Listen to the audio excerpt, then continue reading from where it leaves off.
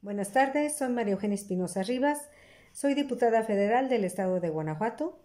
soy integrante del Grupo Parlamentario de Acción Nacional, así como también soy integrante de la Comisión de Ciencia, Tecnología e Innovación. En este jueves de Ciencia y Tecnología me permito presentar al doctor Andrés Moreno Estrada, profesor y jefe de servicios genómicos, egresado de la Universidad de Guadalajara. El doctor Moreno es autor del estudio más detallado hasta la fecha de la estructura genética de la población mexicana. Demostró que la composición genética de la población mestiza de nuestro país refleja la subestructura de los linajes ancestrales de las poblaciones originarias de diversas regiones del mundo. Dichas diferencias genéticas tienen importantes implicaciones en rasgos de interés biomédico y clínico. Hoy jueves de Ciencia y Tecnología, el doctor Moreno nos presenta la investigación realizada en la isla de Pascua, la historia de la población a través de la antropología molecular. Bienvenido, doctor Moreno. Muy buena tarde.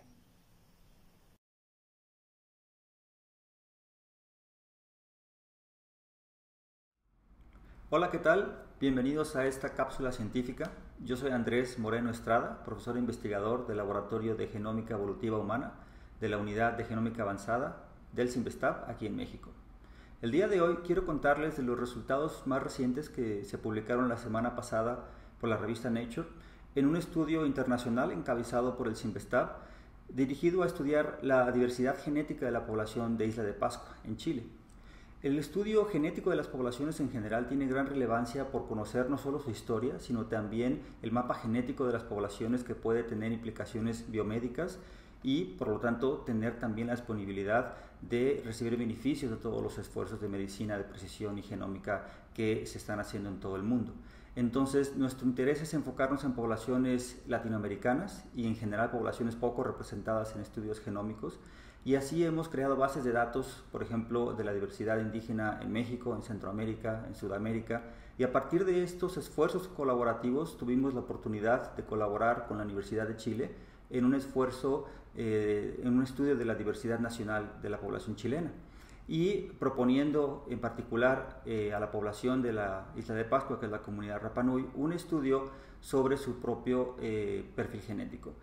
La isla de Pascua, a pesar de ser parte del territorio chileno a partir de 1888, cosa que es muy reciente, sabemos que tiene orígenes muy distantes y culturalmente es muy diferente a cualquier otra población en el continente americano.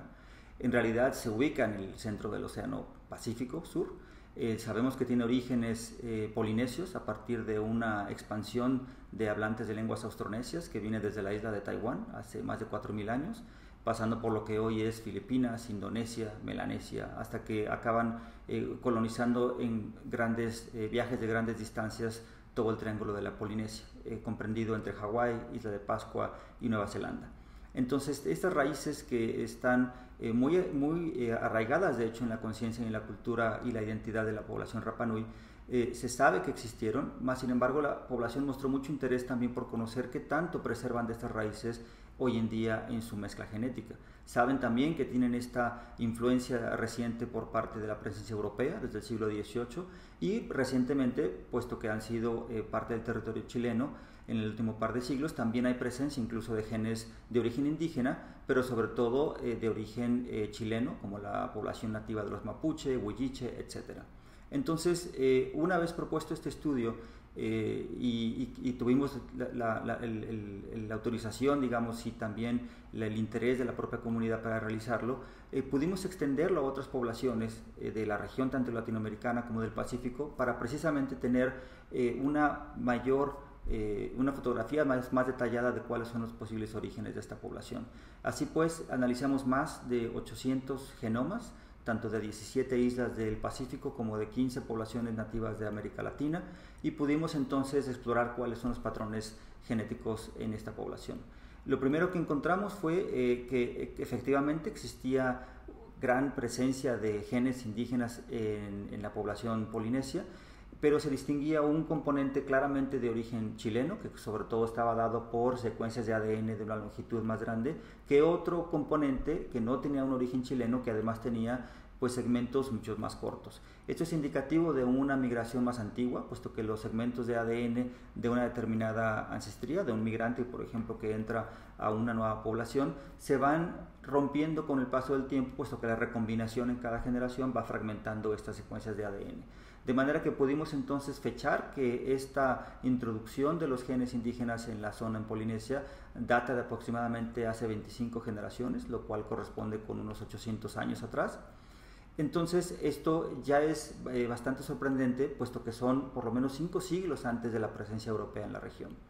Lo siguiente que nos sorprendió fue que pudimos estimar con mayor precisión la afinidad genética de estos segmentos, y además de que excluíamos ya, digamos, la afinidad con un componente chileno o peruano, vimos que había mayor afinidad con un componente genético en Centroamérica, que va desde el sur de México, Centroamérica e incluso el norte de Sudamérica, y con una señal más intensa sobre todo en poblaciones nativas de Colombia y Ecuador.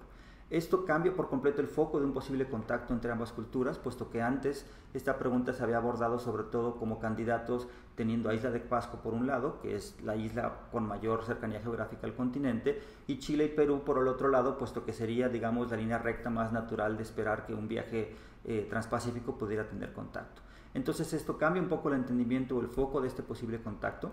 Además de que logramos fechar que fue antiguo, vimos que esta señal genética no estaba limitada solamente a la población de Isla de Pascua. Gracias a esta base de datos extendida en colaboración con la Universidad de Oxford, de Noruega, de Stanford y la misma Universidad de Chile, nos pudimos dar cuenta que la señal genética estaba compartida incluso por otras 4 islas en la misma región. Las Islas Marquesas, tanto del norte como del sur, el archipiélago de las Tuamotu, tanto en la isla de Mataiba como de Mangareva, y todas ellas compartían no nada más la misma señal con un origen genético en estas poblaciones nativas de Colombia, sino que además la secuencia de ADN era muy similar entre ellas, lo cual nos habla de un posible contacto único en donde los fundadores seguramente se encontraron con navegantes polinesios que venían poblando el resto del Pacífico, y entonces ocurrió la mezcla y esta señal genética después se transmitió al resto de las islas conforme se siguieron colonizando. Entonces esto abre por completo,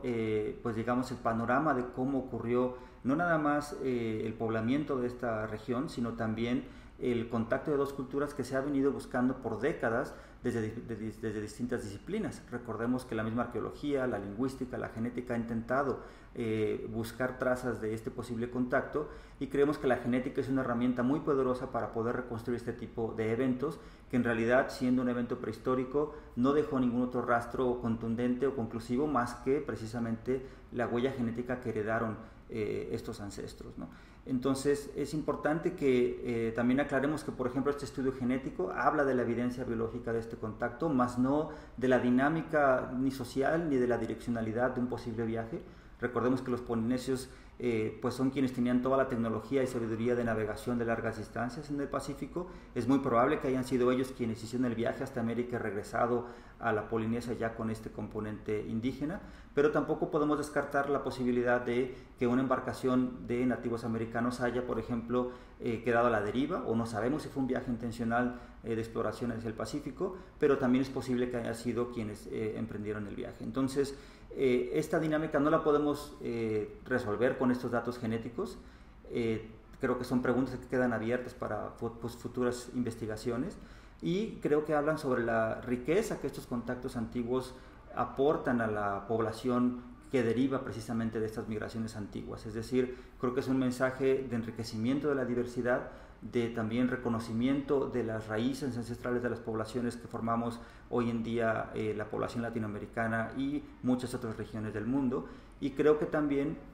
es un mensaje importante hacia la integración de varias culturas. Nadie hubiera imaginado tal vez que la cultura nativoamericana hubiese tenido este impacto y esta extensión hacia otras regiones muy distantes, y que hoy en día pues, nos habla de que efectivamente convivieron. Entonces, pues este estudio creo que también habla de la riqueza entonces en la convivencia de estas diferentes culturas, y en contra también un poco de ideas que hoy en día, por ejemplo, segregantes o racistas, nos pueden ayudar a precisamente eliminar esas barreras que la biología no sustenta y que podemos nosotros encontrar a través de herramientas genéticas. Muchísimas gracias.